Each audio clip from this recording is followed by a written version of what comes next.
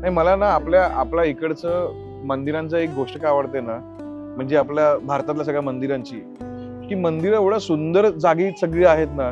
तुमचं पंढरपूर म्हणा किंवा आता आपण इथे आलो आहोत, तर इथे पण नदी किनारी जेव्हा बसतो आपण, तेव्हा त्या नदीला बघून, त्या वाहत्या पाण्याला बघून पण तुमचं मन शांत होऊन जातं. ह्या लोकांनी सुद्धा नदीच्या शेजारी किंवा गावाच्या बाहेर जागा आपलं स्थान उरकण्याचं कारण पण तुम्हाला सांगतो एनलाइटमेंट.